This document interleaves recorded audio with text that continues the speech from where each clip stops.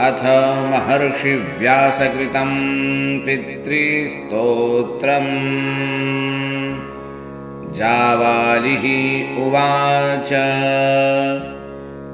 गुरून् वद महाभाग वेदव्यास जगद्गुरो गुरूणां तारतम्यं च कस्मात् किं फलमुच्यते। व्यास उवाच माता पिता गुरुः श्रेयान् ज्येष्ठभ्राता पितामहः श्वशुरो मातुलश्चैव तथा मातामहः स्मृतः। पितुर्ज्येष्ठः कनिष्ठश्च भ्राता ज्येष्ठा निजस्वशा पितुः स्वसा जनन्याश्च स्वसा गुरुजनाः स्मृताः। पत्न्यः पितामहादीनां तथैव गुरवः स्मृताः। एतेषु हि पिता श्रेयान् गुरुरेव महागुरुः।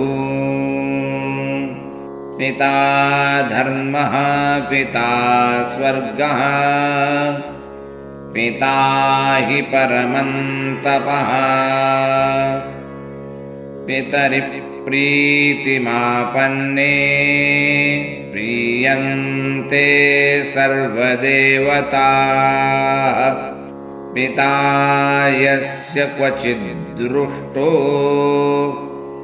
न तस्य कस्यचिद् गतिः। जपो दानं तपो होमः स्नानं तीर्थक्रियाविधिः।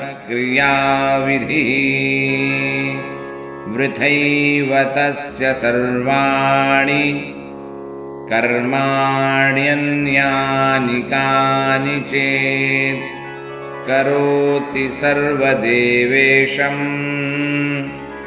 पितरं चानुतप्ययः।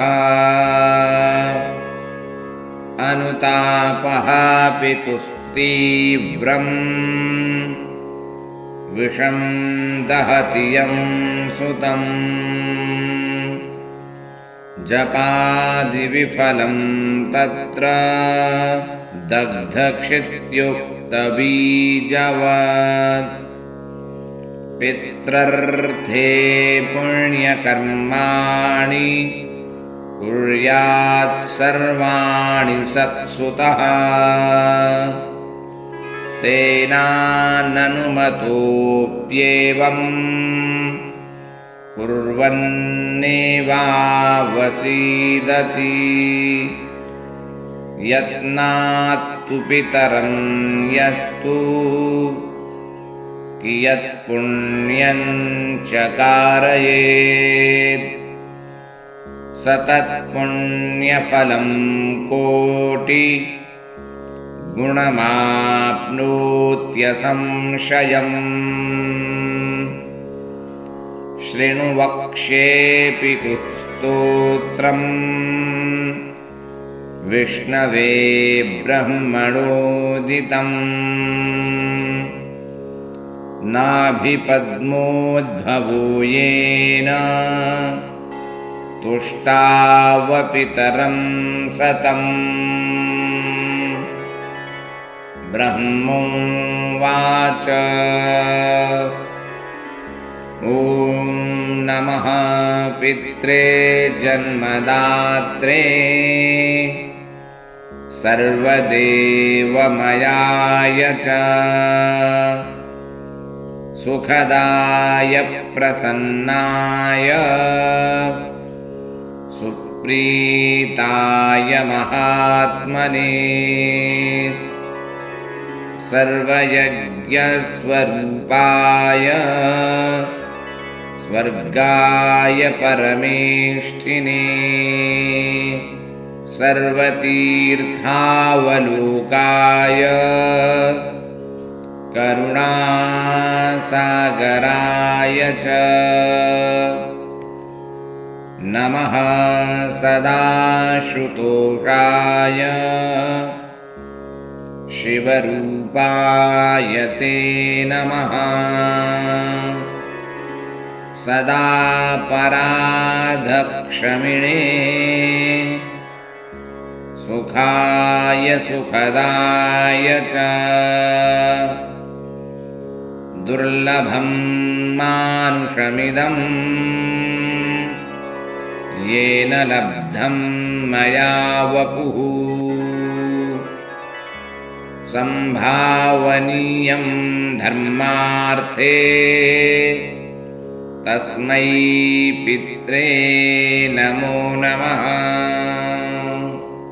तीर्थस्नानतपोहोमा जपादियस्य दर्शनम् महागुरोश्च गुरवे तस्मै पित्रे नमो नमः यस्य प्रणामस्तवनात् कोटिशः पितृतर्पणम् अश्वमेधशतैस्तुल्यम्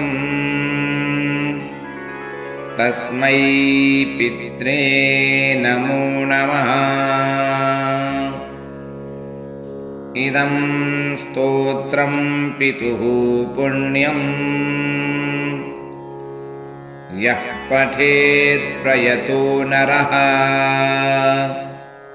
प्रत्यहं प्रातरुत्थाय पितृश्राद्धदिनेऽपि च